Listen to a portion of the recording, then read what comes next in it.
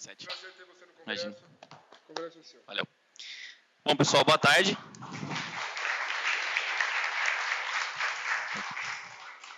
Bom, primeiro agradecer a oportunidade, né, da organização do evento, o Rossetti, que encabeça aí todo esse processo.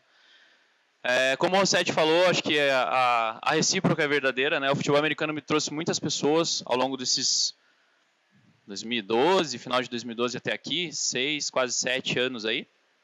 Tá?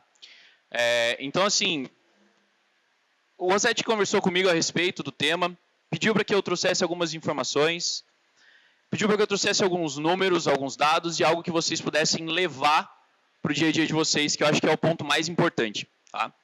Essa brincadeira surgiu numa visita do Rossetti e do Mochila em Curitiba, né, essas andanças que eles costumam fazer por aí. E um dos dois, eu não lembro qual dos dois, me perguntou quantos LCAs eu tive naquele ano. Mochila, você lembra a resposta? 0. Mochila ficou indignado. Como 0? 0. Não tive. Para não dizer que não tive, tem um menino que está se recuperando da LCA que ele não rompeu no treino. Ele estava transitando entre duas categorias ainda, então ele não estava ainda depois de uma fusão de times. Ele ainda estava numa outra equipe, ele não estava sobre a minha batuta ainda, então ele não rompeu sobre a minha tutela, vamos assim dizer. E aí o Mochila ficou mais indignado ainda, dele virou e falou, tá, mas e lesão muscular? Aí eu perguntei para ele, mas que grau de lesão você está querendo dizer? Não, de tirar o cara do campo. Você lembra da resposta? 0 também. Tá? É óbvio que no meio disso tudo, eu tenho inúmeras variáveis que atrapalham um pouco eu quantificar melhor esses números e vocês também têm. A primeira delas é quando o atleta esconde a lesão. Ele sente, ele percebe que tem algo de errado, mas ele continua. Se você não enxerga isso nele, ele vai embora. Ele vai tacando o jogo, rodando, como se nada tivesse acontecendo. É o tipo de coisa que você não consegue mensurar muito bem. E ainda mais querendo ou não, por mais que nós estamos buscando profissionalizar o nosso trabalho, a gente ainda tem muita dificuldade com relação a isso. Não tem um departamento médico eficiente, não tem uma transdisciplinaridade trabalhando junto. Então fica um pouco difícil. Num segundo tópico, é importante a gente também ganhar essa confiança desses atletas. Por que a maioria dos atletas não fala lesão pra gente, não reporta a lesão? Com medo de vocês fazerem o quê? Tirar ele do campo. Não deixar ele treinar, não deixar ele jogar. E a gente sabe, principalmente o pessoal que é da área do movimento, médicos, fisioterapeutas, professores de educação física, que muitas das lesões não precisam ser obrigatoriamente de colocar o atleta no banco e ficar quieto. Você diminui a intensidade do esforço, você diminui o número de repetições dele no treino, você poupa ele em horas de treino. Então a gente pode manipular isso de uma outra forma.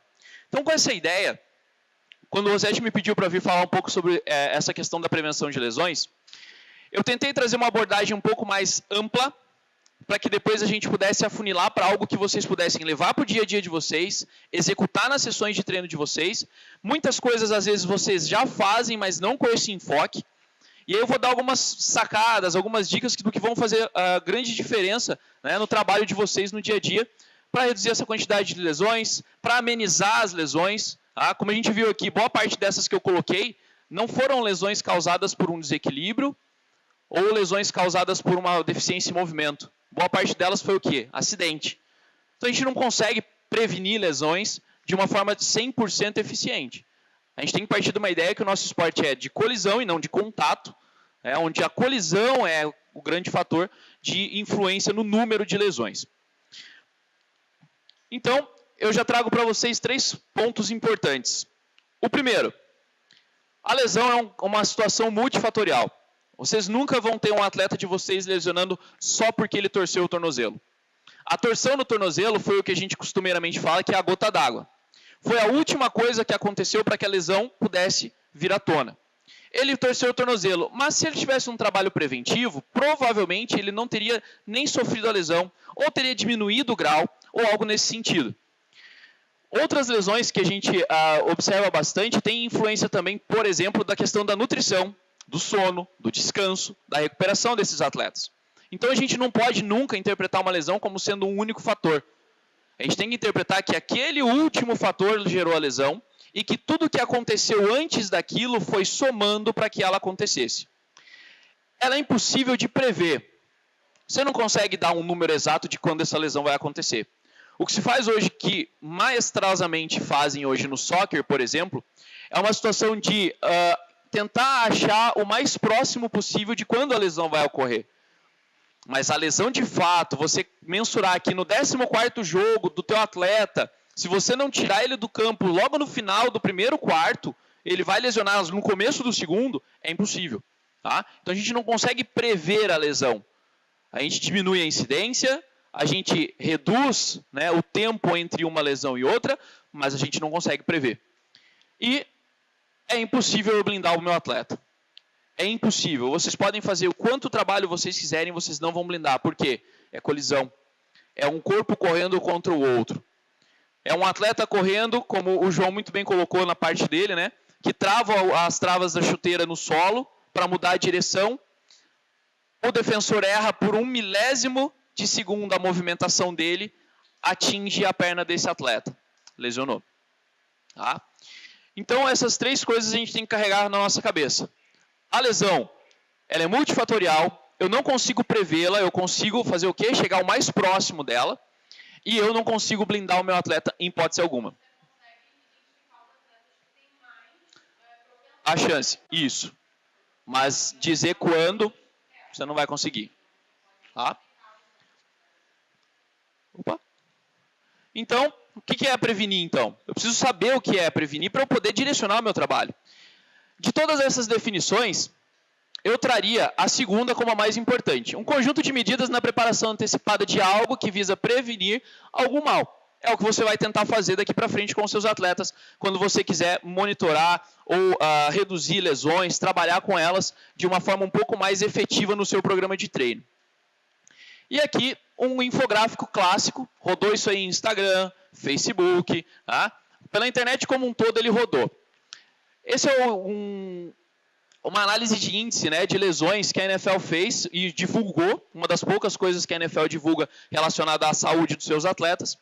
E a gente vê que os maiores números estão associados a joelho, tornozelo, e aí na parte muscular, né, membros inferiores, o número maior de 155 passando para 96 só de posteriores. A gente tem um cenário muito parecido quando a gente fala, por exemplo, do nosso futebol, do soccer. Né? A maior índice de lesões no soccer nos últimos anos foram justamente nesses mesmos pontos. Tá? E a gente tem ali em cima, né, na parte superior do corpo, 116 para ombro e 96 para cabeça. Situação normal, onde a gente tromba com o nosso adversário. Geralmente é utilizando o tronco. Tá? Ok, números importantes, nos dão referência, nos dão direção, mas e daqui? O que a gente tem de números daqui? Se eu perguntar para vocês agora, quantos de vocês sabem, com a máxima exatidão possível, quantos atletas lesionaram, quais foram as lesões, como foi o tratamento e como ele voltou depois do tratamento? Quanto de vocês conseguiriam me dar esses números? 2, 3 clubes, máximo 4. Por que a gente não controla isso? Você não vale que você tem um fisioterapeuta trabalhando com você. Por que a gente não consegue fazer isso? Tá? Qual é o cenário hoje do futebol americano no Brasil? O João perguntou na palestra dele, bem no começo, eu fiquei atento a hora que eu fui ver as mãos se levantando. Quantos profissionais da educação física ou da fisioterapia tem hoje envolvidos aqui, hoje? Ergam a mão. Educação física e fisioterapia. Bem menos da metade. Tá? Baixa a mão de novo. Quantos de vocês têm no staff, na comissão técnica de vocês, ou um professor de educação física ou um fisioterapeuta para auxiliá-los? Já temos um número mais próximo da metade. Quantos agora, dos que têm esse perfil de profissional junto de vocês, que esse perfil de profissional, sejam sinceros, eu não vou olhar qual é o nome do time para saber depois o que faz. Quantos de vocês que têm esse profissional do lado, esse profissional faz esse trabalho de quantificar as lesões? Voltamos praticamente ao primeiro número que nós tínhamos. Tá? O que eu estou querendo dizer com isso? Primeiro, eu não tenho como, é impossível você usar Brasil para comparar com isso aqui. São dois níveis, são distintos, muito distintos de atletas. Eu posso usar isso daqui como uma ferramenta para saber se o meu número está chegando próximo, se está igual, se está abaixo do que está sendo feito lá fora. É uma referência, mas não um fator de comparação mais. E aí, eu começo a minha parte principal do trabalho, mostrando para vocês os multifatores para uma lesão ocorrer. Eu dividi em 5 etapas, ou em 5 partes, para ficar mais fácil a gente compreender, para ficar mais organizado até da gente conversar e discutir sobre isso. Então eu dividi em 5 partes bem simples. A vida pessoal do atleta, o histórico atlético dele, tudo que ele já praticou de exercício, de modalidades esportivas e até de lesões, o programa que você tem para a sua equipe, o número de campeonatos que esse atleta ou que essa equipe, né, vai disputar, e os aspectos relacionados à preparação física, que é a minha área, na qual a gente vai ver alguma coisa mais profunda para que a gente possa levar isso para o nosso dia a dia. Na vida pessoal, 3 alicerces maiores eu coloquei aqui para a gente pensar um pouco mais sobre eles. O primeiro, que eu diria que dá uma boa equilibrada no restante, é o trabalho. No começo da manhã, o Rossetti falou a respeito dos atletas, falou a respeito da possibilidade de muitos tryouts não selecionarem atletas para vocês, mas muitas vezes pessoal de staff e tudo mais. Quantos de vocês sabem, né, não precisa erguer a mão, só uma pergunta para vocês pensarem, quantos de vocês sabem como é o trabalho dos seus atletas hoje? Como é realmente o trabalho dos seus atletas? Uma coisa é eu saber que, por exemplo, eu tenho um atleta que ele é motorista de Uber. Legal. Quantas horas esse cara faz de Uber por dia? Que horas ele trabalha de Uber? Ele faz só horário comercial? Ele faz noturno? Ele sai do treino da noite, suponhamos que o time de vocês tem um treino semelhante ao que o Paraná HP tem. Terça-feira à noite, termina o treino às 11, 11h30 da noite. Ele toma um banho no vestiário da onde ele está treinando, se troca e vai trabalhar de Uber. Já começam a ter fatores que vão começar a influenciar a incidência de lesão desses atletas. Como que é o trabalho dele então? É escritório, é braçal, ele faz turno, ele faz horário comercial? Quanto tempo esse atleta tem para se dedicar à prática do futebol americano e também à prática de preparação física? Quantos de vocês conseguem manipular a preparação física apenas dentro do horário de treino? Poucos. Tá? Eu manipulo dentro do treino e fora.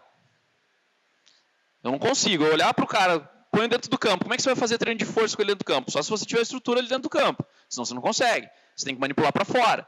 Tá? Então a gente começa a ter uma chave de afetar, né, de interferir nesse processo, que é a relação dele com o trabalho. E se o cara for desempregado? Piorou. Ele vai ter que escolher o dinheiro dele para ir para o campo, contado. Ele vai ter que escolher o dinheiro dele para ir para a academia ou não. Ele vai ter que escolher o dinheiro dele para comprar uma suplementação ou para fazer uma dieta ou não. Ele vai ter que balancear isso tudo. Isso já vai começar a interferir em muitos processos dentro do trabalho dele. Na sequência, o ambiente familiar. Ele tem apoio da esposa, dos filhos, ou para quem é mais jovem, dos pais?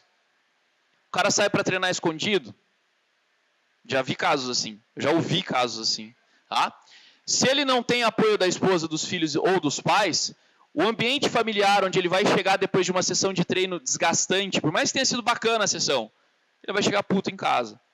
Ele vai dormir bem? Provavelmente não. Provavelmente ele vai ter que ouvir a mãe dele enquanto ele está tomando banho, xingando ele pela janela do banheiro porque ele foi treinar, porque deixou grama suja, sujou a entrada da casa de grama, coisas desse tipo. Tá? Então o ambiente familiar é importante também para a gente criar um ambiente onde previna-se a lesão. Tá? E talvez o que eu hoje tenho a maior dificuldade em manipular, e provavelmente vocês, o estilo de vida desses atletas. Tá? Se bebe, se fuma, se para só por aí, ou se segue adiante, tá? Segue uma boa dieta, e uma boa dieta não significa que ele tenha que suplementar. Tá? Para quem gosta um pouco da área da nutrição, muitas vezes a dieta é o simples fato dele se alimentar com um número de vitaminas, carboidratos, proteínas adequado. Isso já faz com que a incidência de lesão dele caia bastante. Tá? E as drogas? É usuário? Não é usuário? A gente tem que levar isso a sério dentro do nosso time. Você tem um cara que muitas vezes pode estar influenciando outros 80 até hábitos não saudáveis. E aí a gente já extrapola o nível da lesão e já pensa no hábito de vida dessa pessoa, no estilo de vida dela, como eu coloquei ali, e principalmente em outros aspectos que não envolvam mais o futebol americano. E ainda dentro desse tópico de drogas, eu coloco também os esteroides que o João mencionou antes do nosso almoço. Será que eles estão preparados para ter os efeitos colaterais? Quantos atletas vocês já viram reclamando de dores articulares e que cresceram de uma hora para outra? Isso se tornou muito comum no futebol americano brasileiro, Agora está mudando um pouquinho. Mas há 2, 3 anos atrás, o cara aparecer uns 3, 4 meses depois com quase 20 quilos a mais, um patola de enorme, tinha coisa ali. Ou tem, né? No caso. Tá? O histórico atlético desse indivíduo. Quais esportes ele já praticou? Aí cai um pouco no que o Rossetti falou a respeito da seleção dos nossos atletas, né? Se a gente for selecionar só aquele cara que corre direitinho, que se movimenta legal, ele provavelmente tem um histórico esportivo. Ok, ele praticou esportes? Desde quando ele praticou esse esporte? Tá? Quais modalidades ele já praticou? Isso vai ajudar você a interpretar um pouco melhor o seu atleta, a saber quem é ele. Se eu não sei quem é um atleta, como é que eu vou conseguir, né, trabalhar com ele, discernir o que é melhor ou pior para ele fazer?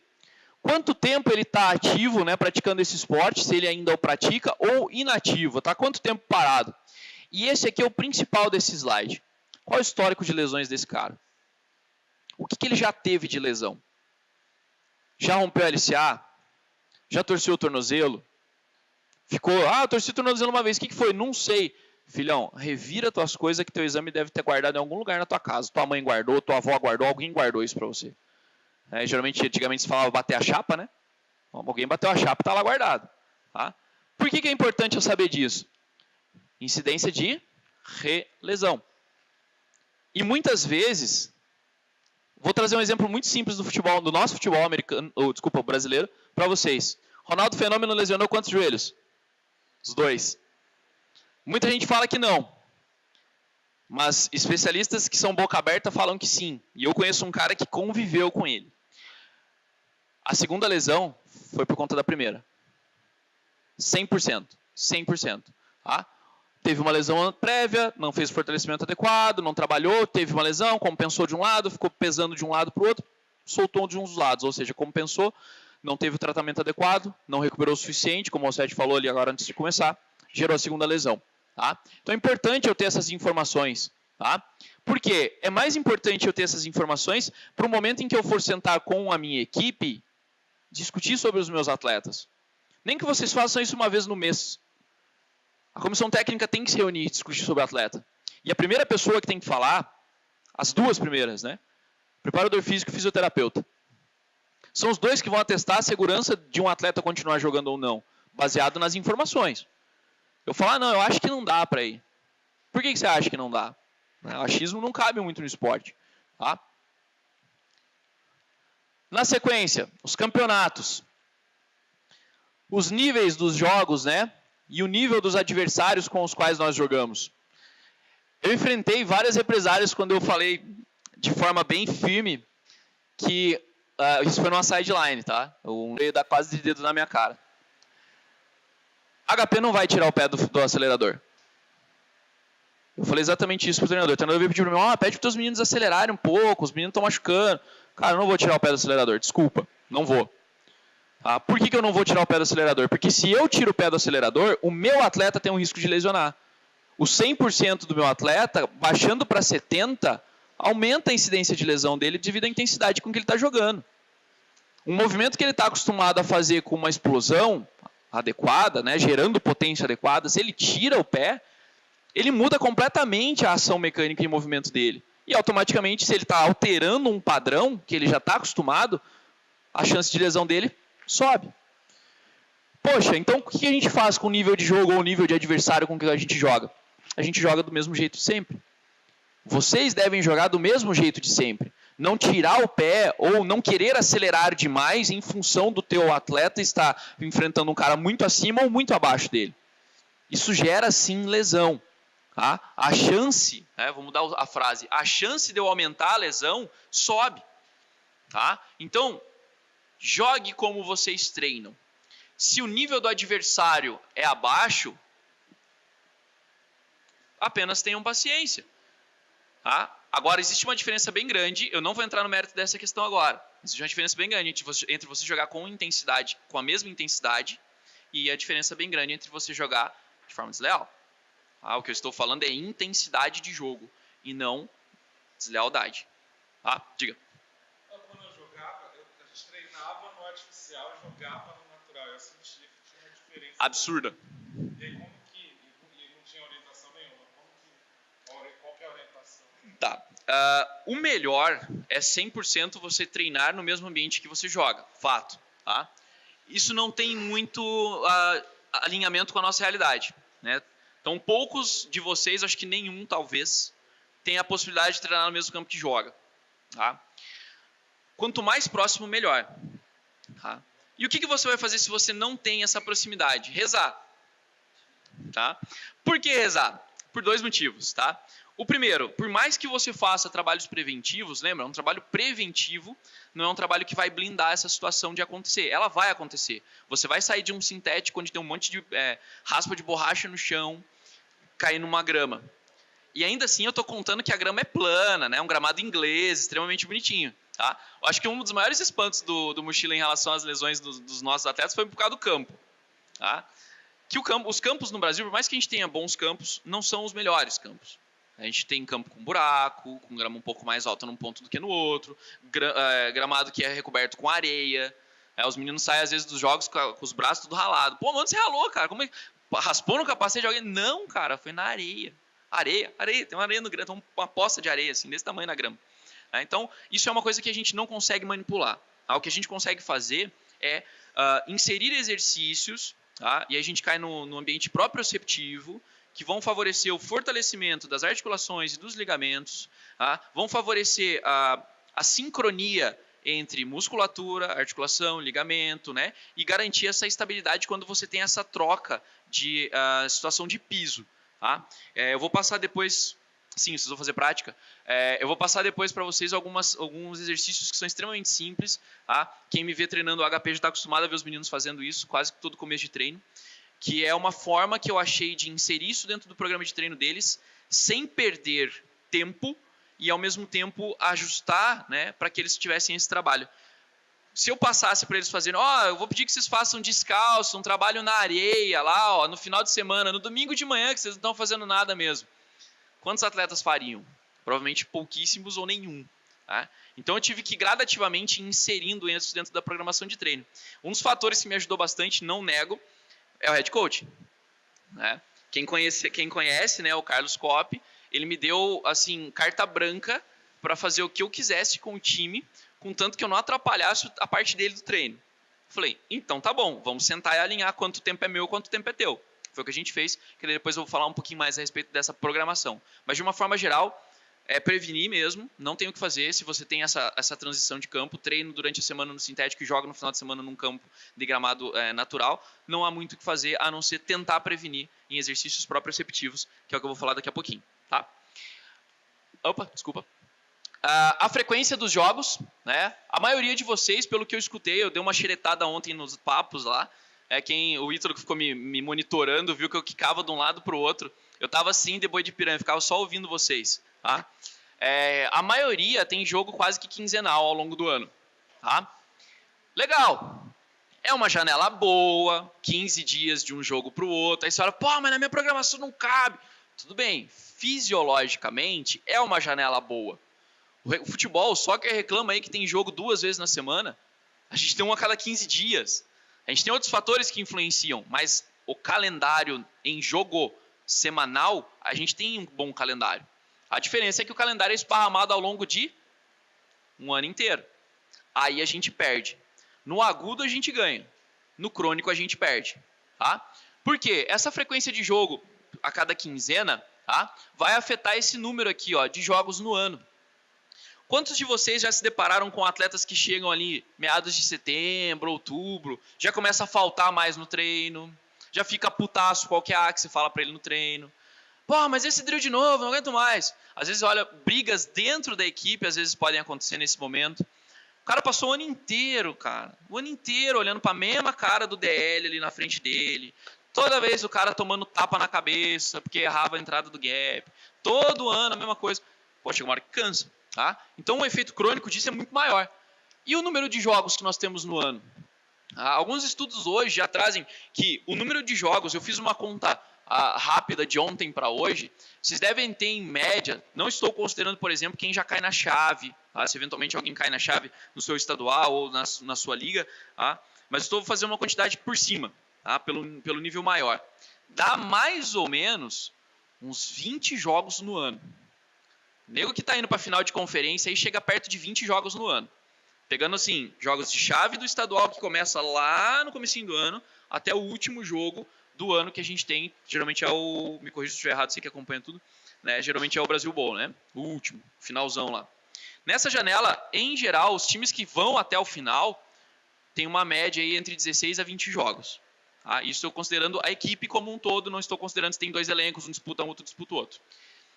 Alguns estudos mostram que essa quantidade de jogos esparramado desse jeito ao longo do ano gera um índice de lesão aumentado em até 47%. Então, numa chance de 1 para 1, você está dando 1 a mais para lesão. Tá?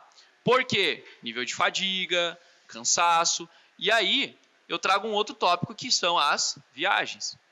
Olha essa semana que eu coloquei aqui para a gente visualizar. Começo lá em cima. Teve um jogo no domingo. Legal. Uhul, ganhamos o jogo. Né? Atropelamos o adversário. Bacana. Segunda-feira, o que os marombeiros faz? Academia. Retomando a semana. E geralmente é o supino. Tá? Geralmente é o supino. Tá? Ok, né? Tudo bem. Fazer mídia. Falar que o jogo de ontem foi fácil. Estou na academia botando meu peso aqui nos supinos ou agachando. Ok. Tá? Só que olha o que isso vai acumular. Na terça-feira, aí o caboclo vai para a academia de novo e depois vai para o treino. Quarta, ele vai para a academia outra vez. Isso aqui é um cenário, assim, mágico, tá? Eu estou só mostrando para vocês se a gente tivesse... Né, não vive a semana inteira. Treina na quarta na academia. Quinta na academia e vai para o treino. Sexta-feira vai para a academia e vai para onde? Balada. Tá? Salvo os atletas casados, a maioria dos atletas que são solteiros... acha algum momento no seu final de semana, seja ele na sexta ou no sábado, para arrumar uma baladinha. Quantos de vocês têm atletas que fazem isso? Todo mundo tem. A gente tem um número bom de atletas que fazem isso. E não acho nem um pouco errado. Primeiro, eles não ganham para se dedicar totalmente ao esporte. Segundo, eles têm que ter vida social fora do futebol americano, sim. Isso é saudável para eles. Tá? O perigo está no acúmulo. Porque daí depois, no sábado, ele vai para o treino e ele arruma outra balada. E o pior é quando essa balada é combinada no horário do treino. Que daí vai tipo um corpo inteiro de OLs, por exemplo, para balada. Um corpo inteiro de DB para balada. Ou ainda, eu coloquei o exemplo da balada, mas tem um novo hit na galera. Foda, né? Foda você o foda é você acordar no outro dia de manhã e ver postagem dos caras às 4 da manhã jogando Fortnite. Você fala, porra, velho, passou a tarde inteira debaixo do sol treinando, cansou pra caralho. O moleque correu feito um louco no treino, saiu pingando. Fortnite. Estão lá jogando. Beleza, quer ter vida social, é importante. Mas o acúmulo disso é perigoso. Porque daí, ó, domingo, dia de descanso, em teoria, né? A galera já emenda um churrasco com a família, faz a lasanha, enfim, vão comer bem, tá? Aí na segunda-feira o cara volta para a academia e recomeça a semana inteira. Aí na sexta, se o cara tem um jogo fora, ele vai viajar. Fodeu a balada dele, mas ok, né? Pois ele recompensa dali uma semana, ele vai de novo para a balada. Mas daí ele vai viajar, se ele for viajar e ter um jogo fora, ele já vai passar provavelmente, vou dar um exemplo nosso lá, tá? Na nossa realidade lá. A gente sai na sexta-feira à noite e vai para Juventude jogar. Vai lá para Caxias. Ou vai para Santa Maria. Cara, é a noite inteira de viagem. A gente chega no outro dia, na hora do almoço, para jogar. Tá? Não sei se os meninos do Rex enfrentam um pouco menos, talvez, em horas, né? Mas chega perto disso, dá pouca diferença. Você vira a noite viajando. Aí você vai jogar fora. Porra, olha o que aconteceu ao longo da semana pensando só em treino. Eu não estou pensando na vida pessoal desses caras. Jogamos. Intensidade de jogo tem que ser o quê? 100%, certo? Você vai com 100% de intensidade pro jogo. Academia, treino, academia, treino, academia, balada, um peguete aqui, um Fortnite ali, treinou forte a tarde inteira, mandou um churrascão, semana inteira, opa, vamos viajar. Se você perguntar pro cara, a hora que ele estiver entrando no ônibus, qual que é a percepção dele de esforço naquele momento, ele provavelmente vai te dizer que tá de boa. Ele vai te dar um 2, não, coach, eu tô de boa. Ele não vai te dar a percepção dele naquele momento. Ele vai dar a sensação de afeto que ele tem por estar viajando com a equipe. Qual que é a sensação de viajar com a equipe? Não é delícia? Para quem não conhece, viagem do HP rola chinelado para todo lado. É batizado de calouro, é bagunça, é tentando um tomar o bunker do outro, faz guerrinha e tudo mais. Legal, acho que é um momento importante para eles. Mas o quão realmente descansado eles estão para começar essa viagem, que já vai gerar um desgaste. Tá? E como que eles vão chegar para esse jogo fora? Provavelmente completamente desgastados, vão almoçar mal, vão jogar com o almoço na barriga ainda, a intensidade do jogo vai cair, a cabeça vai querer fazer um movimento rápido, o corpo não vai responder. Mais uma vez você sobe o quê? A probabilidade de gerar lesão. Tá? E aí recomeça a semana, mesmo esquema. Foi, descansou no domingo, meio de ressaca da viagem do jogo, né? Para situações como as duas que eu dei exemplo, a gente volta, né, no final do dia do sábado, chega no domingo de manhã em casa. Esposa, noiva e namorada adora, né? Mas a gente faz, a gente ama o que a gente está fazendo. Tá? E aí na segunda-feira começamos tudo de novo. Isso quando não aparece uns nego maluco no domingo aqui que vai dar uma corrida no parque. Tá? Tem uns frenéticos lá que fazem. Tá? Vocês devem ter um ou outro atleta que é meio frenético assim também. Tá? Mas olha a semana, cara. Aí eu pergunto para vocês agora, numa semana como essa, como que eu consigo quantificar a intensidade, o desgaste e o descanso dos atletas? Ok. Depois que você periodizou, como é que você vai ter o feedback deles? Eu preciso identificar quanto de carga eles estão me reportando, como que eles estão fazendo, eu preciso perguntar para eles. Agora vamos lá. Quantos de vocês perguntam para os atletas toda sessão de treino? Qual que é a percepção de esforço quando ele termina o treino? Qual que é a percepção de descanso dele no dia seguinte de manhã?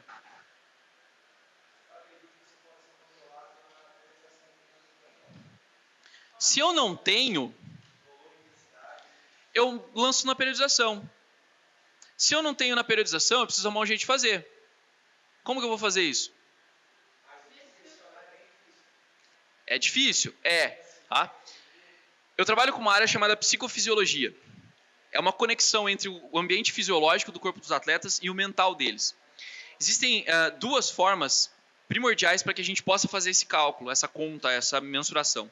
A primeira é que o atleta entenda o próprio corpo, a segunda é que o atleta entenda a escala. Se a gente não suprimir eles a fazer isso em algum momento, e eu estou tentando trazer as ferramentas mais fáceis para vocês. Se eu não suprimir ele em algum momento a dizer o quão descansado ele está ou quão cansado ele está, eu não vou nunca chegar nesse ponto. Volto a dizer, é uma opção. A periodização me ajuda a nortear isso tudo. Quanto de repetição os caras fizeram nos drills, há quanto tempo, carga de treino, ajuda muito. Mas é importante eu ouvir o meu atleta também. Se ele não me disser quanto ele está sentindo aquilo, eu não consigo mensurar também. Eu tenho uma carga que eu otimizei, que eu estipulei pela minha proposta de treino, pela periodização. Mas e depois? Preciso monitorar.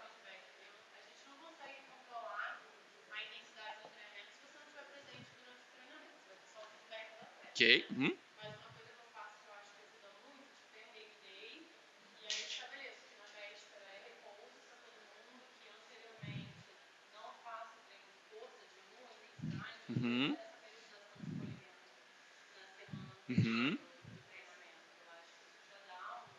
Ajuda. Bastante. Bastante.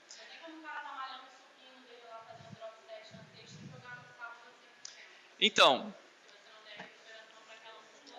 em teoria não tem. Vocês entenderam a dinâmica dela, não sei se todo mundo ouviu, tá? Ela já jogou o seguinte, ó. Periodizo o treino desses meus atletas. Quando tem o jogo ou tem o jogo, né? O que eu faço? Seguro a intensidade dos treinos, maneiro na carga, às vezes nem treina. Eu, particularmente, sou defensor de que um dia antes do jogo, o atleta tem que fazer só o que a gente chama de walkthrough, né? Movimentação. Dentro do campo, sem peso, sem nada. Eu sou defensor dessa linha, tá? Só regenerativo, piscininha, essas coisas, tá? Então, por exemplo, se você não tem quem faça isso para você, e aí? Né? Pode acontecer de você ter, ótimo, tá? Mas pode acontecer de você não ter também. Pergunta para o atleta. É importante esse feedback, Cara, vocês levam o nome de coaching. O coach, a gente está não pensando mais na tradução ao pé da letra de treinador para algo em inglês. Se vocês levarem à risca o que o coach tem que fazer, vocês têm que ir muito mais a fundo em cada um dos atletas de vocês e interpretar tudo isso. Tá? Saber que, por exemplo, vai ter um atleta num jogo fora extremamente importante, que ele vai estar com um problema lá dentro de casa, está cansado, está desgastado mentalmente. E é a hora que você tem que viajar do lado do cara, conversar com o cara, botar a cabeça dele no lugar. Isso tudo faz parte do processo. Se eu não interpreto isso e analiso e observo e tiro as minhas conclusões e moldo o meu trabalho, fudeu. Desculpa o termo. Fudeu. Tá? O cara não vai trabalhar mais de uma forma tão adequada. Para quem tem um profissional da educação física para periodizar, perfeito. Periodiza, coleta dados, analisa, manipula. Foi demais esse mês, no mês seguinte, quem periodiza, geralmente, eu ouvi isso de um professor, quando eu estava na graduação, isso há 15 anos atrás, eu arrasto isso pro resto da minha vida. Periodização, segundo ele, periodização tem que ser feita a lápis. Você sempre tem que reajustar a carga no meio do processo. Tá? E é assim. Tá? Você vai interpretando e tudo mais.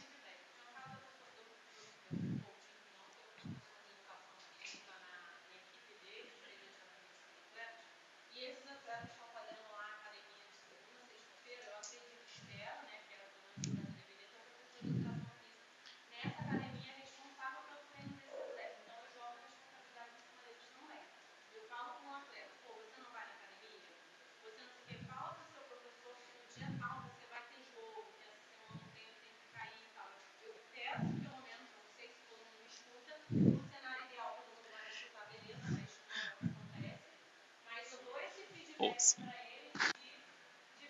Sim.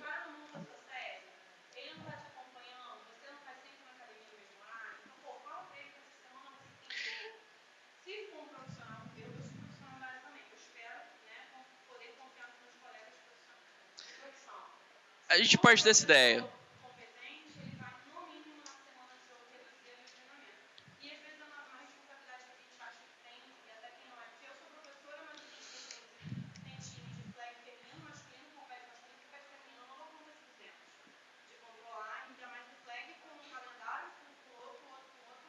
Uhum.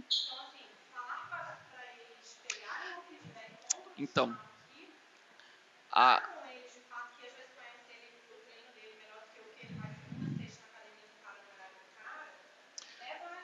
sim, funciona. É muito do que eu faço. O que eu faço na periodização de treinamento de força é isso. Tá? O que o Rossetti falou, por exemplo, o Rossetti deu um exemplo das escolas, né, para a gente atacar as escolas. Eu acho que a gente tem que ir para um segundo aspecto, que é atacar também as academias. Se a gente quer uma preparação física decente para os nossos atletas, eu vou dar um exemplo muito fora da curva, que é os meninos do Rex. Né, eles têm uma cidade pequena, todo mundo acaba, vamos dizer que entre aspas, né, se conhecendo, e fica fácil, por exemplo, o head coach chegar em todas as academias que eventualmente os PAs treinam, os moleques treinam, e falar, ó, eles têm jogo essa semana, de maneira carga, ó, ou levar a informação. Essa é a medida ideal, vamos assim dizer, para o cenário que a gente tem hoje no Brasil. Quantos dos atletas de vocês treinam força, todos no mesmo lugar, no mesmo horário, com o mesmo professor? Né? Tá?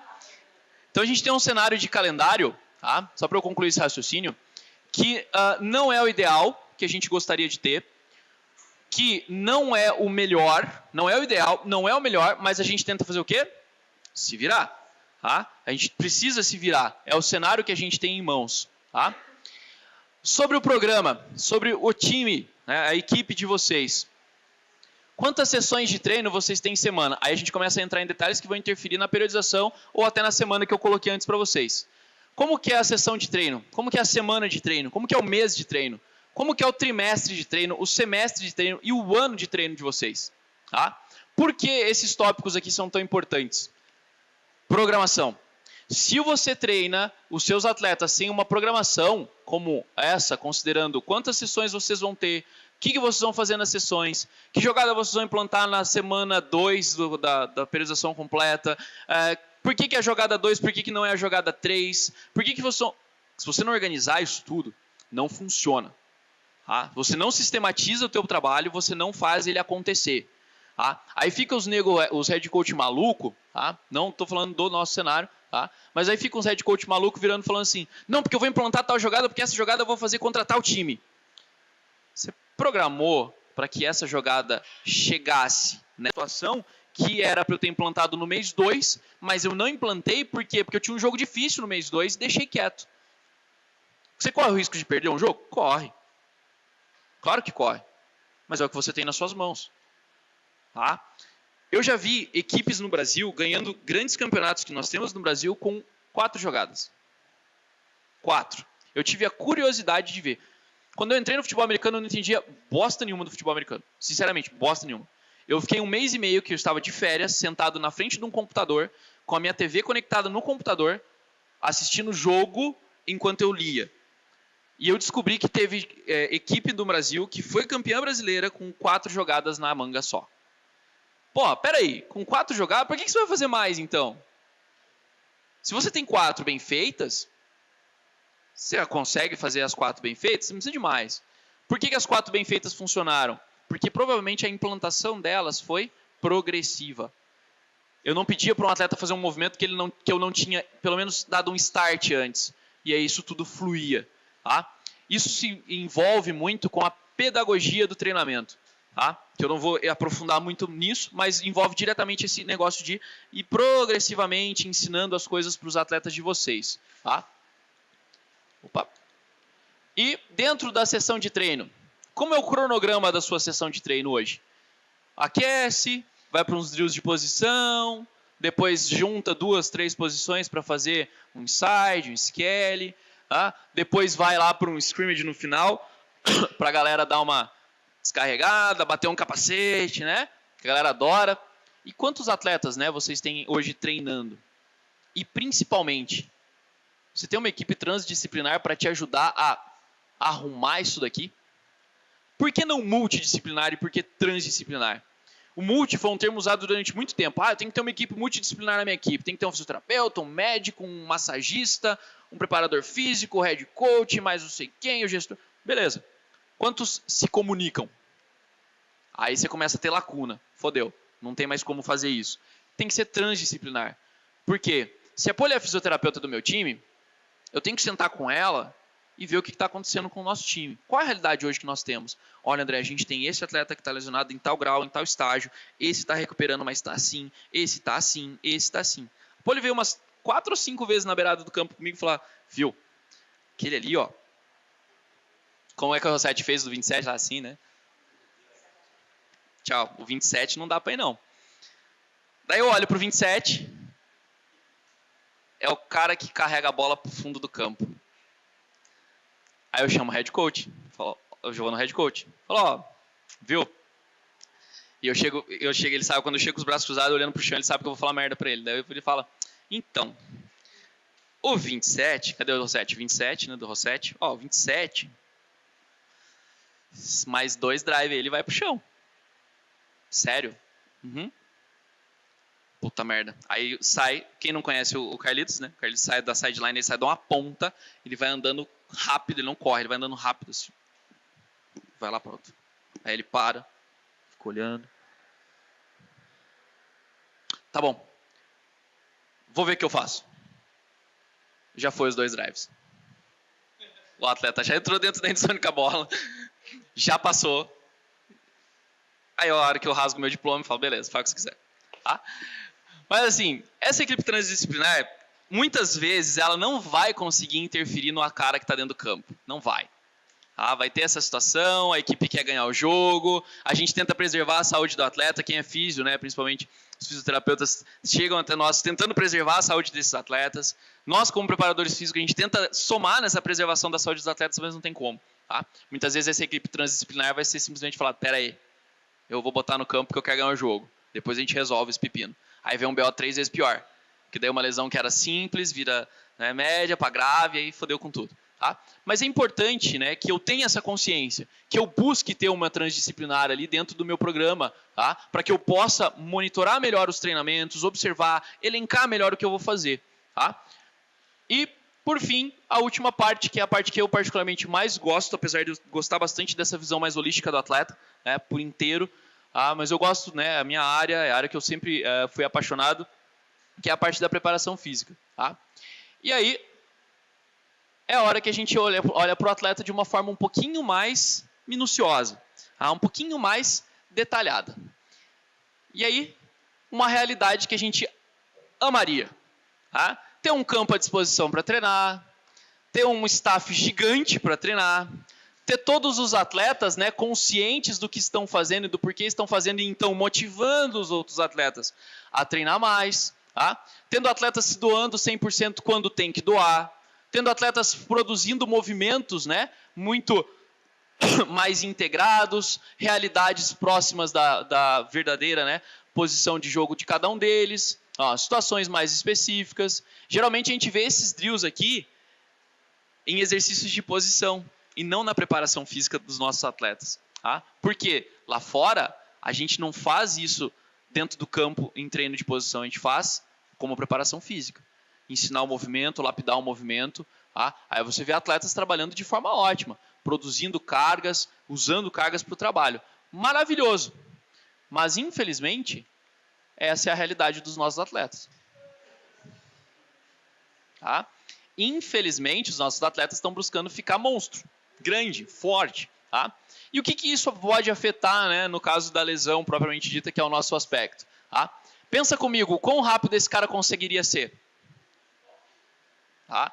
O quão móvel ele conseguiria ser? Ah, mas o Fernando Sardinha, que é um grande bodybuilder, tem uma flexibilidade absurda, é óbvio, ele precisa agachar profundo, ele precisa fazer movimentos amplos.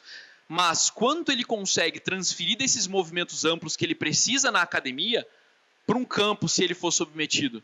Tá? Eu ia colocar um vídeo para vocês aqui de um desafio que a Under Armour fez com os digital influencers que treinam. Um marombeiro foi fazer o negócio, ele desmaiou, foi parar no hospital. Tá? Ele fala, cara, fui porque não era da minha praia. E realmente não é. Não é o que a gente quer dos nossos atletas. O que a gente quer deles, então, para que dentro da preparação física eu possa conseguir evitar a lesão deles dentro do processo? Primeiro, que eles comecem trabalhando muito mais fundamentos do movimento. É a base da minha pirâmide. Eu trabalho mobilidade, controle motor através da estabilidade e padrões de movimentos mais completos.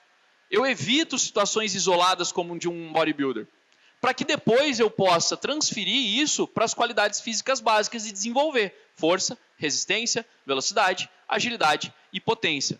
Para que num terceiro plano, o meu atleta possa desempenhar habilidades específicas dentro do esporte dele. Se eu ferrar uma base dessa ou o meio disso aqui, em algum momento isso aqui não vai acontecer. É aquela situação que você olha o atleta e fala assim, meu, esse cara vai performar no meu time. O cara ferrado de bom. Aí você começa a pôr o cara começa a frequentar a academia e o cara começa a não performar. Mas o cara tá forte, tá esteticamente muito bom, mas ele não performa. O que tá de errado? Ou então você olha o cara, ele performando legal, mas você fala, cara, esse cara tem potencial para mais. E o mais não chega. Algum desses dois blocos iniciais aqui foram rompidos nessa história.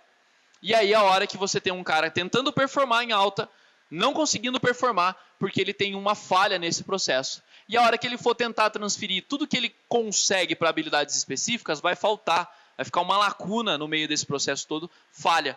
E aí é a hora que ele pode, possivelmente, lesionar. Um bíceps encurtado, um tendão patelar que não está trabalhando legal, um quadríceps ou um quadril enfraquecido, e assim por diante. Tá? O treino baseado num bodybuilder, vocês já viram ficha de treino de musculação? Vou usar convencional, ficha de treino de musculação convencional. Como que é a ficha de uma musculação? Como que ela é dividida?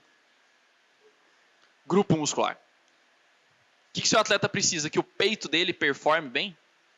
Que o bíceps dele? Não.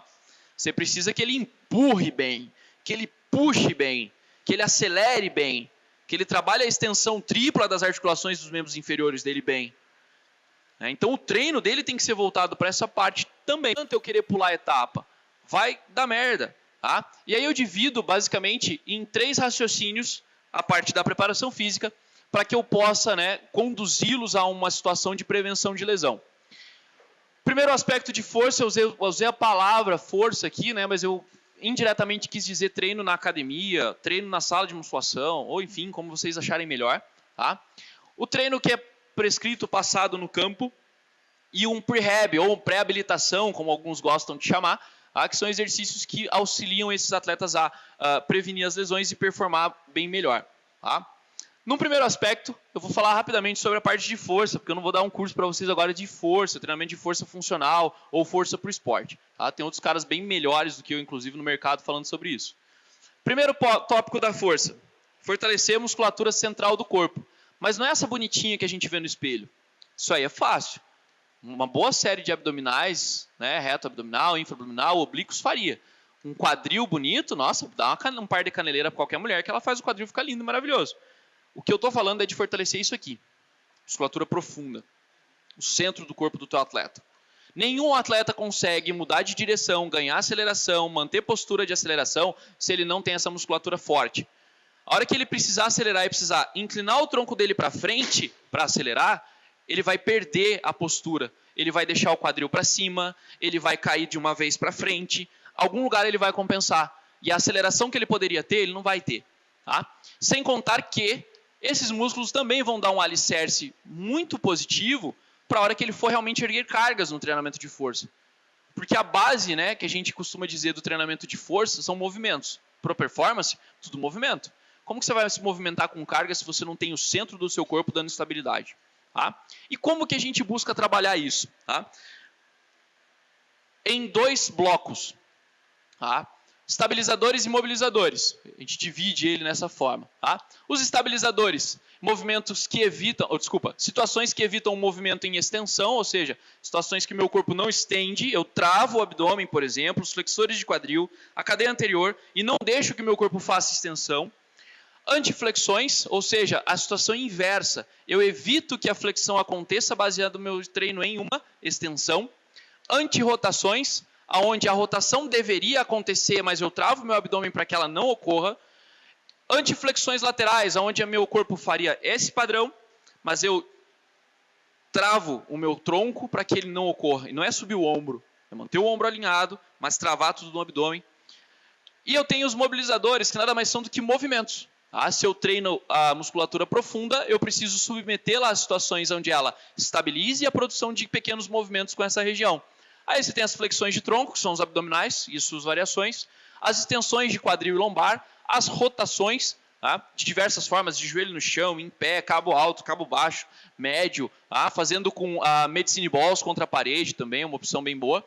E as flexões laterais, que por mais que a coluna tenha uma restrição de flexão lateral, o mínimo que você pode trabalhar é importante que você trabalhe.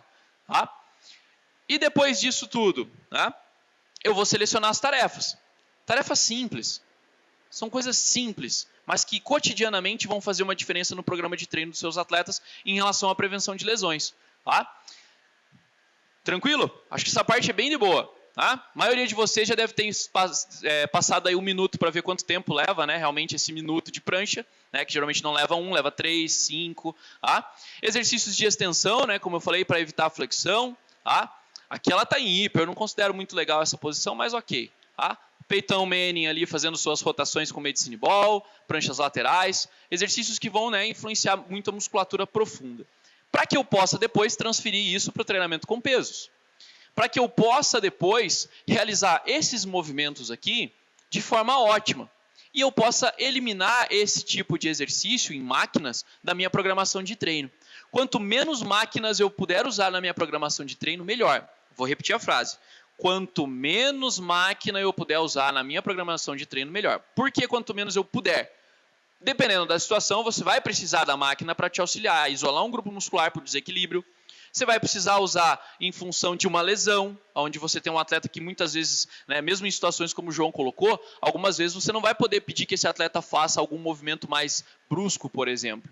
Tá? Em situações de recovery, por que não usar das máquinas? A intensidade do treino tende a diminuir, a musculatura tende a trabalhar da mesma forma. Tá? E como que eu vou distribuir isso? Produzindo movimento. Se o treino é de força, eu preciso distribuí-lo em 2 situações bem simples. Ou eu empurro a carga ou eu puxo ela. Ponto. Isso facilita todo o processo de divisão do treinamento. Agacho, faço afundos e faço steps. Por que empurro? Porque eu estou produzindo força com os pés contra o solo para tirar essa carga e projetar isso para cima do meu corpo. Tá? E as empurradas de superiores, né? Os supinos e as suas variações. Aí na situação vertical, né? As paralelas, os desenvolvimentos e assim por diante. E nas puxadas, né? Barras de diversas formas, puxadas de diversas formas, remadas de diversas formas.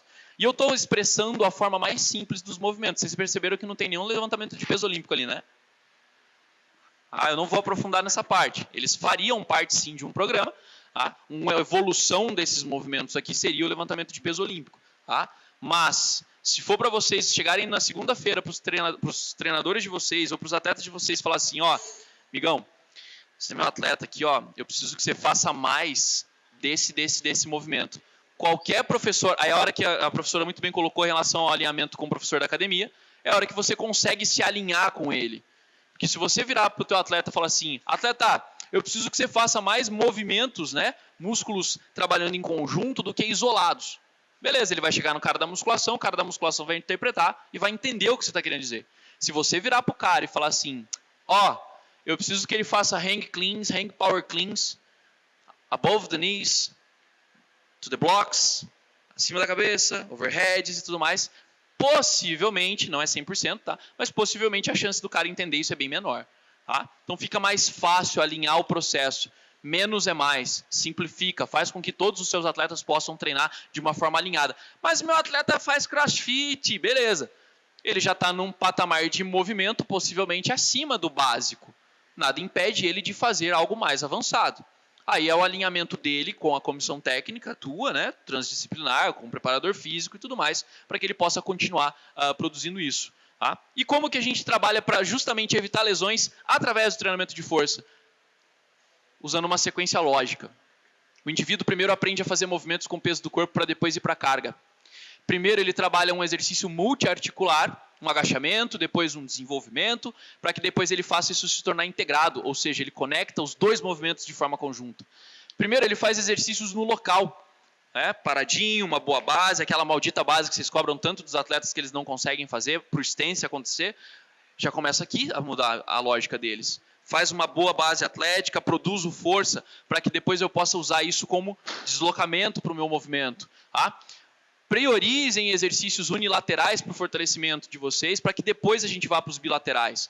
Tá? Então faça lá agachamentos unipodais, lunges unilaterais, que a gente coloca os pés em cima do banco. Tá? Usem situações mais unilaterais. Tá? Por quê? Favorecer o equilíbrio muscular é muito mais fácil, não há compensação e eu consigo trabalhar uma estabilidade muito maior aqui quando os indivíduos fazem esses movimentos. Tá?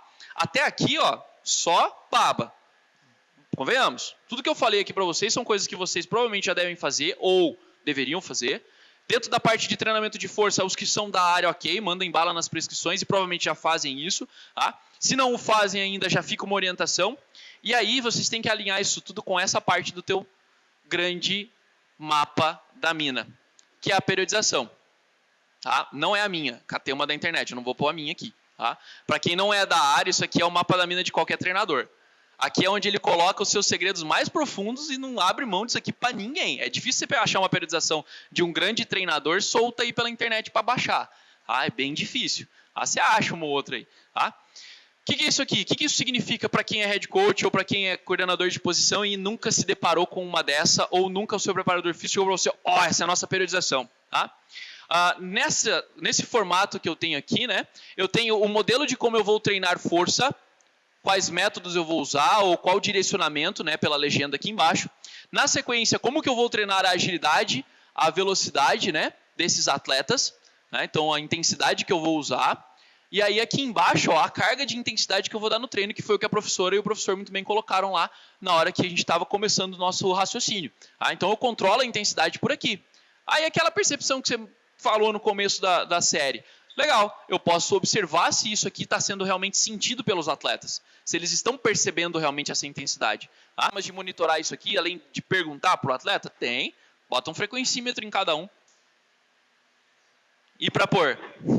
Tá? Ou então, para quem acompanha um pouco mais o soccer, né? Aquele colã maravilhoso que eles usam da catapult, absurdo de cara, aquilo lá mede até quantos passos o cara deu, em que momento ele acelerou mais, quanto de velocidade ele produziu. Não é a nossa realidade. Tá? Então eu sugiro que vocês fiquem com a percepção que é uma bacana, se tiver um profissional da educação física para auxiliar na programação de intensidade, de esforço e tudo mais, fica mais legal ainda. Porque daí você vai ter duas variáveis. Você vai ter a que você planejou e aquele que está te dando de feedback. Diga. Pessoal, você fica um pouquinho quieto, senão não consigo ouvir lá.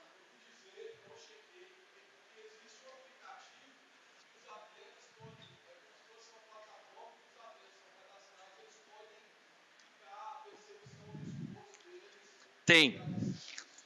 A CBF já usa, o João deve tá lançando um, se já não lançou. É o dele. O dele faz isso.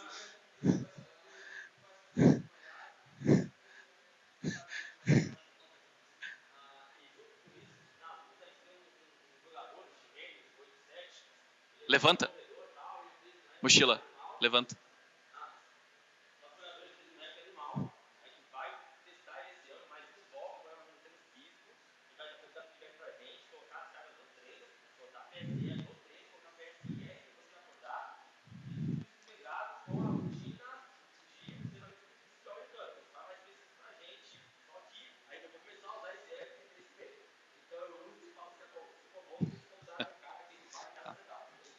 Então, para vocês terem uma ideia, o ano passado foi um ano meio revolucionário para o futebol de uma forma geral, porque os atletas da seleção, não sei se vocês chegaram a ver alguma reportagem sobre isso, tá? Não sei quantos de vocês acompanham realmente o soccer. Os atletas da seleção, desde a sua convocação, eles terminavam o treino, eles entravam dentro do quarto, eles recebiam a notificação do aplicativo, tem esse aplicativo, o seu da CBF é fechado ou não, eu não sei. Eu sei que a CBF usa um aplicativo parecido com esse. Você recebia a notificação de pop-up no seu celular, todos os atletas da seleção recebiam, aí você já dava a nota por ali mesmo, né? E é realmente assim. Tem um modo não bom de fazer isso, é você mandar mensagem para os seus atletas às 6h30 da manhã pedindo para eles te mandarem a percepção, né? Tem duas aqui que fazem isso, tá? Quando elas não mandam, né? Quando elas não mandam, aí você pergunta, tá? Mas assim, por que eu bato tanto nessa tecla? Porque é importante eu fazer a leitura do atleta. É importante eu saber como está se sentindo, é importante eu saber como está fazendo isso. Se o aplicativo pode ajudar, bastante. Uma segunda opção de fazer um levantamento mais fácil, joga para os capitães. Joga para os capitães, os capitães recolhem a percepção de recuperação ou de descanso no dia seguinte, né, na hora que acorda e tudo mais, e aí eles passam para os atletas, para os staffs, né, para os coaches. Tá? Então, assim, eu bato bastante nessa tecla por dois motivos. É simples e é eficiente. É muito fácil de fazer. Você controla aqui a carga realmente que você vai usar no treino e depois você tem o feedback se foi legal ou não foi. E aí você vai manipulando, como eu brinquei, né? Periodização feita a lápis. Você vai manipulando isso aqui ao longo do processo. Pô, tô pesando demais aqui, tem um jogo aqui. O que você vai ter que fazer? Baixar. Aí você vai ter que fazer o quê? Baixar a intensidade. Você programou a intensidade lá em cima, aqui tá perto de 90, se eu não me engano, no pico deles. Aqui tá para 90, daí você percebe 2 semanas antes que a percepção de descanso do teu atleta tá tudo lá embaixo. Que a de esforço tá tudo lá em cima. Pô, mas eu tenho um jogo daqui a pouquinho que eu vou ter que fazer? A oscilação acontecer. Eu vou ter que fazer o processo de recuperação, tapering, que a gente costuma chamar às vezes, para diminuir a intensidade dos treinos, aumentar a capacidade de descanso dele, para que o atleta chegue como no jogo? 100%. Sem estar cansado. Que é uma utopia, na real, né? Ele tem muita coisa que eu mostrei antes que interfere. Tá? Vamos lá. Pré-habilitações. Né? Envolvem exercícios, como eu falei antes, né, que vão auxiliar o desempenho desses atletas. E eu divido eles basicamente em duas partes. Tá? Flexibilidade. Tá? Para quem fala, não, porque o atleta treina força, não pode ser flexível. Fernandão, para quem não conhece, Fernando Reis, é o levantador de peso olímpico que compete pelo Brasil. Matt Rogers, ela está abaixo de 65 quilos, é uma levantadora muito boa em técnica americana. E deixa eu ver se é isso mesmo. Uma chinesa que foi campeã mundial no ano passado, treinando flexibilidade. Detalhe, isso aqui foi antes do treino, isso aqui foi antes do treino, isso aqui foi depois do treino. Tá? Por que treinar flexibilidade? Atleta encurtado, atleta lesionado. Tá? Uma regra básica. Atleta encurtado, atleta lesionado. Tá? E aí vem um outro ponto que contribui com a flexibilidade, que é a mobilidade e a estabilidade. Tá? Para quem não conhece, tá? Esse aqui é um conceito do Michael Boyle, tá? Uma imagem que eu roubei do Lester, que é um outro autor dessa área, onde cada articulação, tá, trabalha por alternâncias, ou seja, tornozelo, mobilidade, joelho, estabilidade, quadril, mobilidade, lombar, estabilidade, torácica, mobilidade, ombros, estabilidade, e assim vai. Tá? Esse conceito é muito fácil quando você pensa assim, um seguido do outro, fica simples. E na hora de transmitir isso para o exercício, né, a hora que a gente, mas precisa disso? Não, precisa não. Não precisa. Amplitude máxima de movimento, resultado máximo de desempenho, tá? E prevenção de lesão, óbvio. Tá? Como que eu faço isso, André? Exercícios extremamente simples. Tá? Coloca o cara com o pé apoiado no chão, projeta o joelho para frente, fazendo força com o calcanhar contra o chão. Aqui está uma dinâmica bem legal, né, de colocar algo no calcanhar do atleta e puxar para que não aconteça a saída, né, do calcanhar do chão, porque tem que manter estável. E aí a gente vai buscando atingir a máxima amplitude aqui dos tornozelos. Tá? Em relação ao quadril, né, esse exercício é conhecido como Pigeon. Cruzo a perna à frente da linha do meu tronco, fazer a versão de baixo para cima dele. Tá? Alinho joelho e tornozelo com os meus ombros, ou tento chegar o mais perto disso. Tá? Geralmente quem tem problema no ciático, quadril travado, as veias do time, se matam nesse exercício. Tá? Se matam. Esse aqui é outro também que as veias se matam. Tá? É um exercício, você olha e fala, pô, que puta simples, né? Bota a mão na nuca. Vamos fazer a experiência. Coloca os 2 pés apoiados no chão, bem retinho. Sentem-se bem retinhos na cadeira. Coloca as 2 mãos na nuca. Só cuidado para não dar uma cotovelada no parceiro do lado aí. Todo mundo abre o direito, tá? Então tenta agora fazer o giro para o lado direito de vocês, sem desencostar o quadril e os pés do chão. E tenta a máxima amplitude. Porra, ninguém chegou a 90, hein? 1, 2, 3, 4, uns 5 caras. Volta, chega. 5 caras chegaram a 90. Agora imagina fazer isso nessa posição. Você olha, no chão é mais fácil. Não é tão fácil não, tá? E aí eu vou dando à articulação a capacidade de se mover. Se ela não se move, ela trava, ela engessa. Se ela engessa, ela joga a compensação, ela dissipa essa ação mecânica de movimento para algum outro lugar. E alguma articulação vai lesionar. Tá? E um exercício de ombros extremamente simples. Tá? O atleta segura um cabo, um bastão, um PVC. Pelo amor de Deus, não dá barra, é peso. Tá? Se leve. E ele vai passando de um lado para o outro. Ficou fácil, aproxima um dedo, roda de novo. Ficou fácil, aproxima. E vai fazendo até ele conseguir a máxima. Coach, não tem um tubo de PVC no time. Cabo de vassoura vocês têm. Tá? Não precisa de nada muito sofisticado para fazer isso. O único acessório que a gente está usando aqui de fato é um bastão. Tá? Que se o seu atleta for um tamanho GG, ou se ele pedir para os caras da OL, você segura a camiseta da OL numa ponta e na outra, e ó, faz. Dá para fazer, eu já fiz. Eu experienciei isso para ver se dava para eu pedir para os meninos fazerem. E dá. Pega a camisa, segura lá na barra dela, segura lá na gola, estica e faz. Dá para fazer legal. Tá? Mobilidade, então tem que pensar nas articulações. Tornozelo, principalmente, tá? Tornozelo, quadril, torácica e ombros. Depois, a estabilidade mais específica. Né? É lindo ver os caras usando mini band lá na NFL, né? Pá, pá, pá. Beleza, pra que serve isso, né? Ah, serve pra nada. Firula. O pessoal do Atlético Paranaense lá no estado, né, do Paraná fala... Esse dia um jornalista falou, né? Falou, porque os caras ficaram fazendo 2, 3 anos aí de exercício só com elastiquinho, que tava na hora de parar com isso aí mesmo. Os caras só esqueceram de olhar o índice de lesão no Atlético, né? Que é cada vez menor. Né? Enfim, exercício simples, né? O atleta tá lá deitadinho de lado, cabeça bem acomodada para manter um bom alinhamento, os pés bem fixos lá, né? O quadril também fixo, porque o exercício não acontece aqui, o exercício acontece aqui, tá?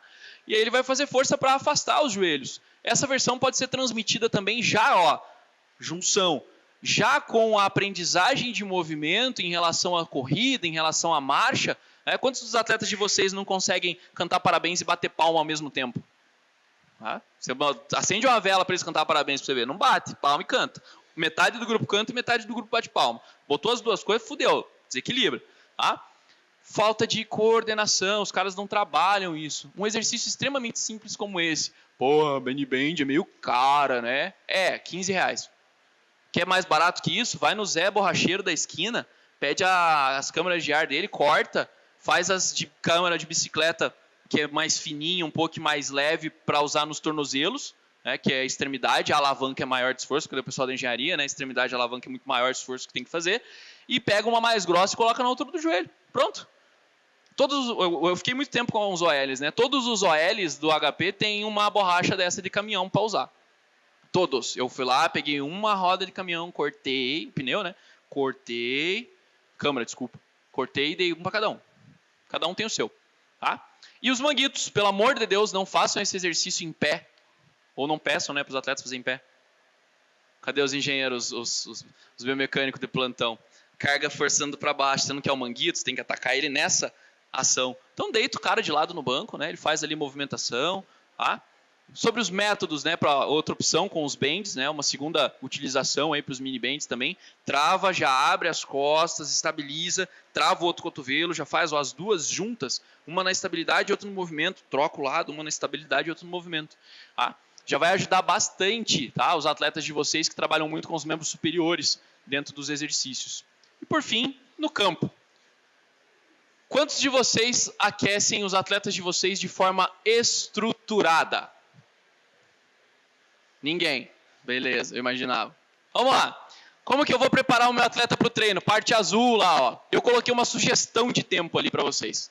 Trote moderado, hora da resenha. Dá esse tempo para eles.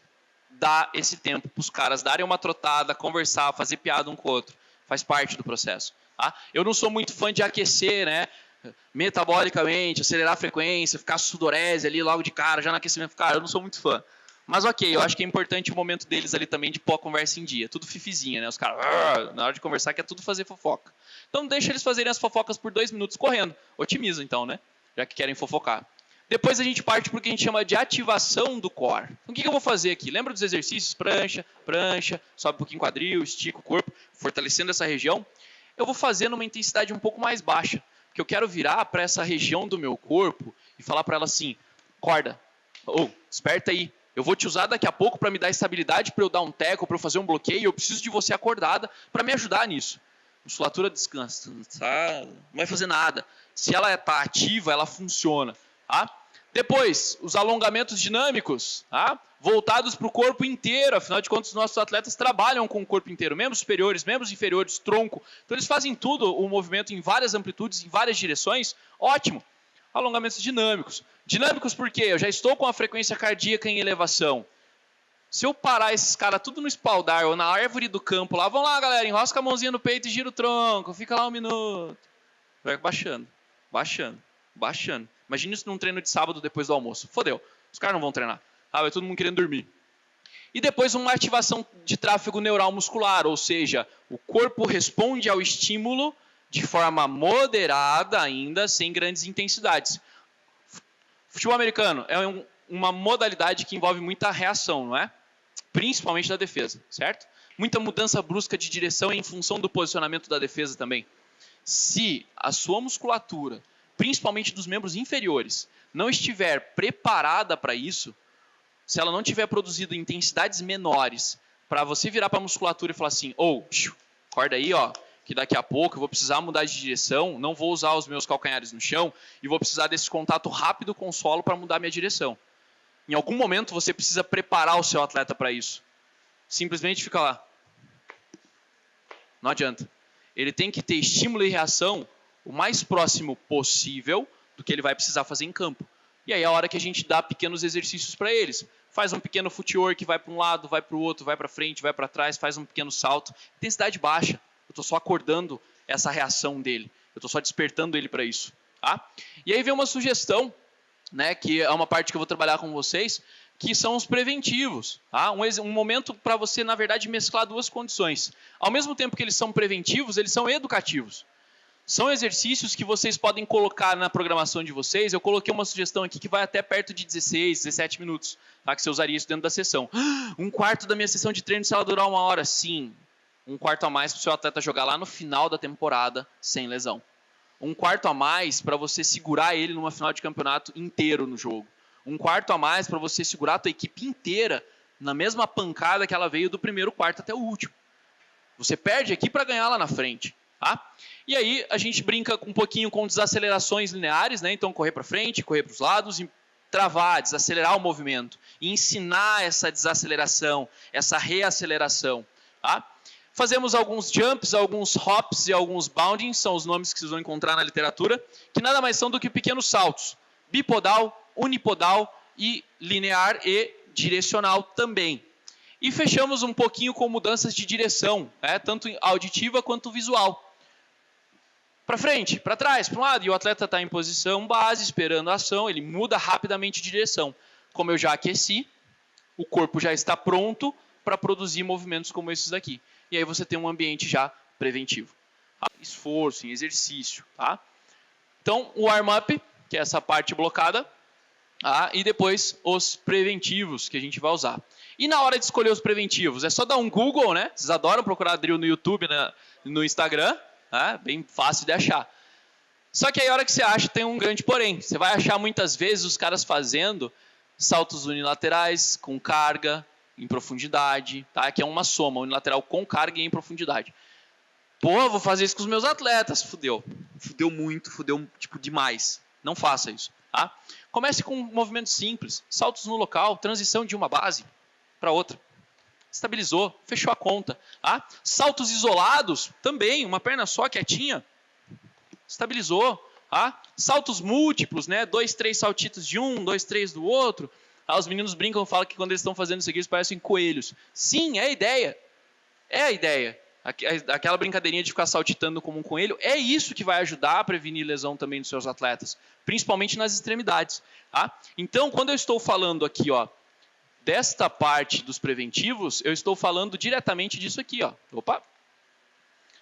De intensidade mais baixa, ou até moderada. Mas é aqui que eu vou trabalhar para prevenir, e não lá em cima. Seus atletas não performam como atletas profissionais, infelizmente, ainda. Então eu tenho que segurar o meu rojãozinho ali, ó, ali embaixo. Poucas coisas, poucos movimentos. Tá? E por fim, pro campo ainda, tá? A escolha dos drills. Aqui tem hora que dá vontade de torcer o pescoço de vocês. Alguns eu já sigo no Instagram, às vezes eu vejo algumas coisas vasculhando no Instagram, eu sou xereta do Instagram mesmo. Mas é bom para eu ver o que está acontecendo, para eu saber aonde instruí-los é melhor. Tá? Ok, o melhor lugar para vocês acharem drills na internet, óbvio, YouTube. É a maior biblioteca de exercícios que vocês podem ter hoje na mão de vocês. Tá? Supera até os livros, supera, claro que supera. Em número de exercícios, supera.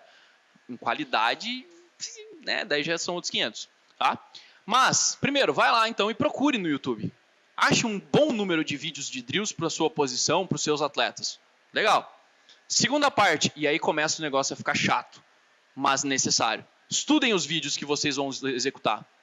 Por quê? É muito legal você ver um running back nível NFL fazendo extremos exercícios maravilhosos de saltos, com corrida, corre com a bola e vira de costas, dá um spin, dá uma topada num cara que está esperando ele lá com o aparador, aí ele corre na outra direção. Quantos atletas e running backs de vocês fazem isso hoje? Ninguém faz isso. Tá? Por quê? O nível do vídeo que provavelmente vocês encontram na internet, se for, né, Alpha Pro lá, é muito alto para o teu atleta. Isso já vai suprimir ele a uma intensidade, uma busca, né, de intensidade de exercício muito alta para um negócio que o corpo dele não está preparado. Aí vem a minha terceira dica.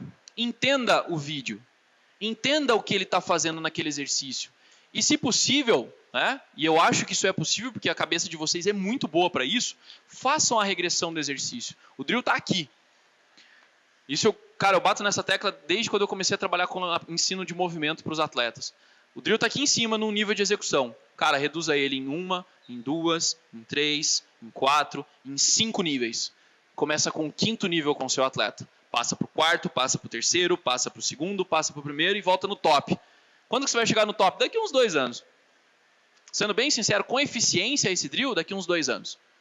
Por quê? Porque eu preciso passar pela aprendizagem das etapas para que ele chegue aqui. Tá? Eu preciso que o meu atleta passe por lá, porque esse atleta que você viu no vídeo passou por lá. E por isso ele consegue fazer esse vídeo bem feito, em alta performance, e principalmente ter eficiência naquilo que ele está fazendo. Eu começo lá de baixo para eu chegar aqui em cima. Senão, é um barco furado. Você vai colocar um drill e não vai te dar o resultado que você espera. Ah, mas eu vi um fulano do Lusa fazendo e deu certo. Cara, um outlier fodido. Ah, um outlier fodido. É a mesma coisa que você falar para mim, não, mas eu tenho um atleta que treina para fisiculturismo e ele performa legal.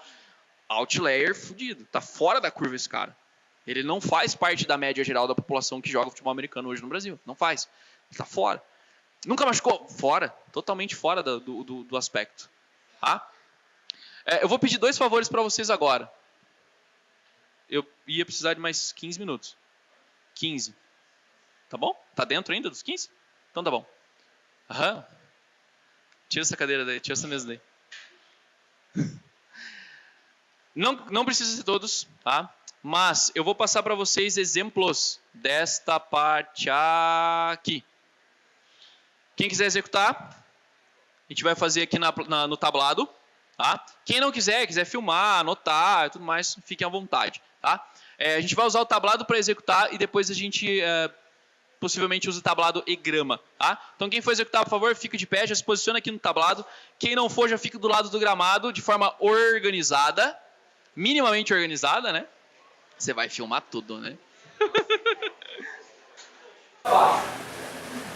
Eu vou no mais simples dos exercícios, vocês podem passar para o primeiro dia de vocês separado.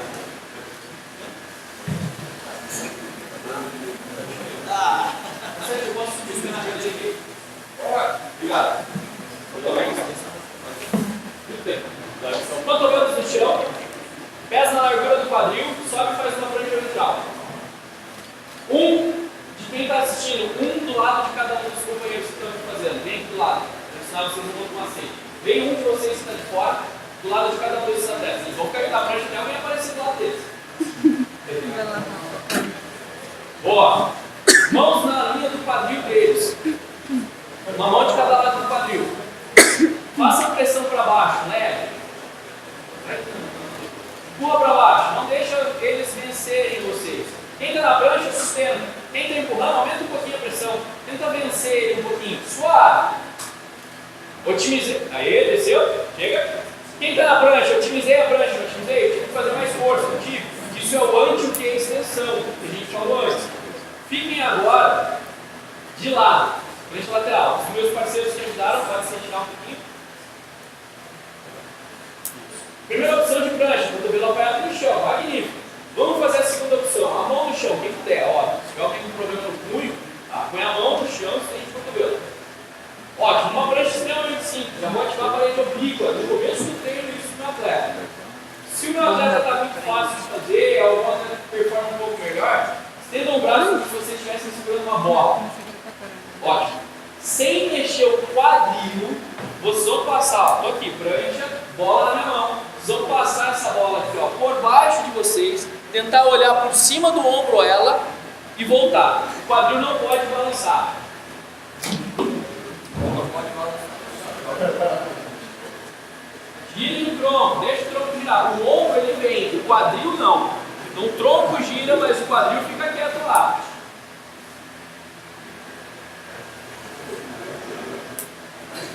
Aê!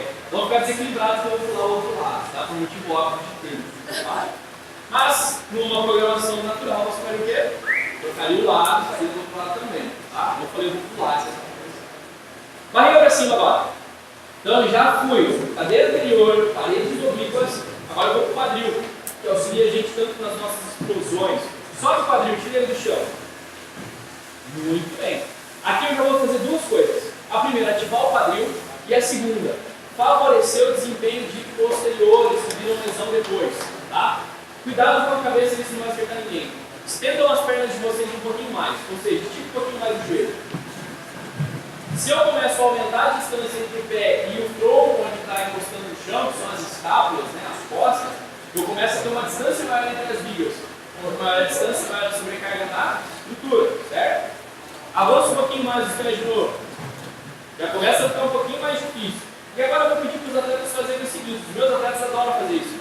Tira as duas pontas dos pés do chão, deixa só o calcanhar. Agora faz força com o calcanhar do chão como quem quer esmagar uma formiga. Aqui eu estou maximizando a ativação de posterior deles. Por quê? Porque quando eles forem desacelerar, eles vão precisar desse posterior. Muitos perguntam sobre a flexão nórdica, né? Que é um dos exercícios que se usa para prevenir lesão posterior. É um exercício bacana, mas é muitas vezes difícil de execução. Essa é uma vertente que vocês podem usar bem tranquilo para trabalhar a posterior junto, né, com outros elementos que daqui a pouquinho eu vou falar. Tá difícil aí? Ninguém falou nada, só que deu? Barriga no chão, estende os braços, estende as pernas. Cuidado para não trombar o companheiro. Estica os braços, cola os braços na largura das orelhas. E agora vocês vão fazer o seguinte: a primeira etapa é bem de boa. Eu só quero que vocês desencostem o peito do chão e a coxa. Só desencostem, não precisa pedir mais, sem exagero. Lembre-se que nesse exercício, vocês que estão no chão, subam bastante, faz bastante força. Acontece muito exagero. Linhas, por exemplo, DL, OL, já tem uma sobrecarga muito grande na lombar. Se você começar a utilizar essa extensão em hiperextensão, a chance de lesionar aumenta. Então não pesa demais para eles, é o suficiente. Então é só tirar o peito e perna do chão. Maximiza um pouco o exercício. Cola os dois tornozelos lá embaixo. Cola os dois tornozelos. Agora faz força no tornozelo pro outro. Isso. Já tem uma situação um pouco mais favorável. Fecha as escápulas nas costas agora. Tenta imaginar uma caneta Bic nas costas de vocês, tenta apertar ela, sem tirar mais o peito do chão, você está mexendo só nas costas. Estou ativando escápula já também. Estou favorecendo mais a minha ativação do exercício. Tá? Então, de joelho no chão. Terminei a ativação do quadro. Anterior, ombligos, quadril, lombar. Fechou minha coluna de quadro, despertei ele no treino. Agora eu posso começar a fazer mais movimento. Um joelho no chão, um pé lá na frente. Avança bem esse pé lá na frente. Avança, vai longe também. Muito bem. As duas mãos colocadas sobre o joelho. Vocês vão avançar o corpo de vocês para frente. Vai o corpo inteiro, não é empurrar só a bunda. Tá? Muita falha nesse movimento quando os atletas fazem isso aqui, ó. Sobrecarregam novamente a lombar. O quadril tem que estar ativo. O quadril ativo vai te impedir de fazer perextensão. Eu continuo fechado. Eu continuo alinhado com o corpo. E volto. Faça esse movimento 10, 12 vezes dentro da tua programação. Para quê? Soltar flexores de quadril de forma dinâmica. Quer otimizar mais o movimento? Vamos dar um curso nele. Avancem lá todos juntos. Avança lá. Ótimo. Tira a mão do joelho e coloca a mão lá no pé. No cadarço. Isso. Legal, né? Agora vocês vão fazer o seguinte: vocês vão recuar o quadril de vocês, deixar o tronco para baixo, perto do joelho. E tirando, né, a ponta do pé do chão e vão esticar o joelho da frente. Vai esticando o joelho da frente e jogando o quadril para trás. Traz a ponta do pé para vocês agora. Isso. Não ativei posterior aquela hora, alongá-la também. Ela precisa estar ativa e ampla para produzir os movimentos. E reproduzir esse movimento é umas 15 vezes. Então avanço lá, ó. Flexor de quadril, volta posteriores. Flexor de quadril, volta posteriores. São para todo o corpo que eu vou pular um lado. Um exemplo, tá? Posso utilizar esse mesmo exercício? Posso e devo, se possível. Avança lá para mim. Nessa posição, meu atleta vai abrir o tronco dele, também consegue, vai voltar. Ele volta para a posição dele do exercício, ele vai de novo para frente. Lembra da mobilidade torácica? Trabalha da mobilidade. Eu preciso orientar esse movimento, vocês não têm tempo do treino de vocês. 15 minutos de treino é muito pouco para fazer, mas é muito dentro do treino de vocês. Ele conecta esse movimento. Essa mesma posição você já pode trabalhar a mobilidade de tornozelo. É só aproximar o calcanhar aqui no joelho, fazer força para frente sem deixar o quê? O calcanhar sair do chão. Tem mobilidade de tornozelo trabalhada. Geralmente, depois de errado, geralmente 45 graus assim.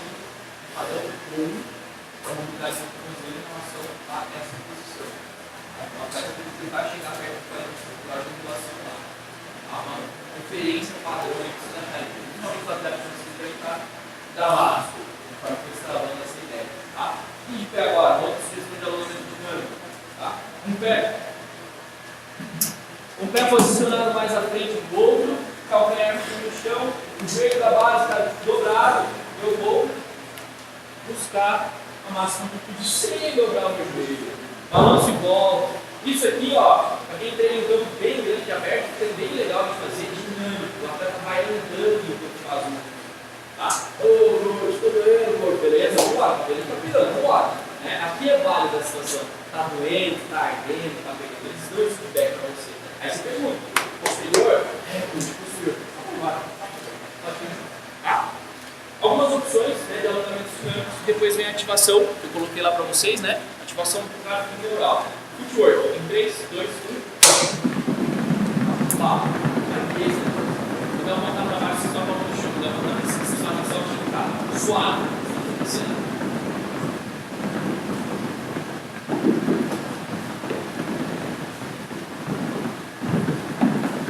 Entendeu? Então relaxa, fica segundinho, dá uma respirada, um pouquinho, dá 10 segundos, 9, 8, 7, 8, vai mais uma vez. Está aquecendo, está preparando isso, tem que matar isso. Tá? Essa é a primeira etapa. Warm-up, aquecimento. preparação. 4 elementos básicos, né? O aquecer, propriamente dito, exercícios de ativação do corpo, alongamento dinâmico e mobilidade, tá? E a gente fecha com ativação do tráfego neural, favorecendo esses contatos máximos. Aquela caixa de preventivos que eu coloquei, façam uma fila todos vocês aqui nesse bloco, fica mais fácil. Eu devolvo uma vez, vocês fazem na sequência. Tudo que eu coloquei ali, ó, quem tirou foto, depois vocês vão receber esses slides, desacelerações lineares. Tá? Uma sugestão de tarefa. Olha lá, o polímetro.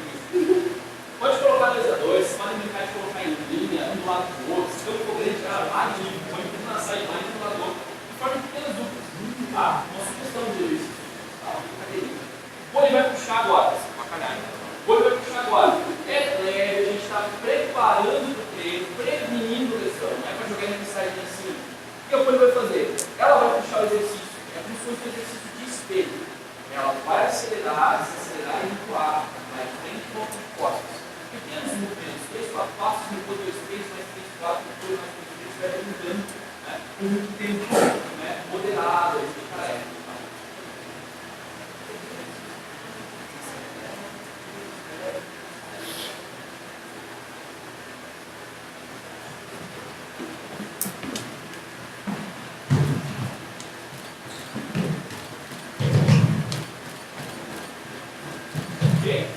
Uma brincadeira simples, mas que esse trabalho de desacelerar, de pausar, de voltar para trás, lento, cadenciado, já vai me ajudando a prevenir essa questão de instabilidade que um atleta pode ter.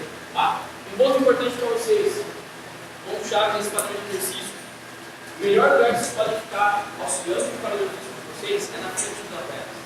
Vocês vão ver se o joelho faz isso, se faz isso, se ele gira, o tornozelo do mundo que trabalha. É muito mais bacana você ficar aqui, você enxerga essas situações lineares. A gente está falando de linear. Tá? O segundo que eu coloquei para vocês lá, vem todos agora, tá? Jumps, hops, bounds. Tá? A atleta tem que saltar no treino. Moderado, mas tem. Tá? Como que eu posso fazer isso? Saltando. Tá? Mãos dos atletas lá para baixo. Essa é a base do eco. Vocês veem que eu falei de 2 e 1. Os dois primeiro. Os dois depois 1. Os dois depois 1. Suave. 3, 2, 1. 2, 3, 1. Isso. Esse é o destino. Por que a amortecedor fechado? Eu não vou subir uma perna assim. Aí, uma perna assim. Tem que ensinar lá.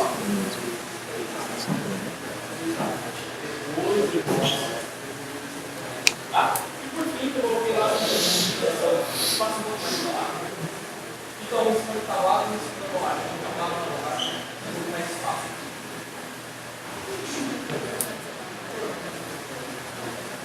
3 passos de um lado, 3 passos do outro, tá? Brincadeira simples. 1, 2, 3, 40. 3, 40. Vai. Pode ir. Foi. Esse ritmo é muito tá?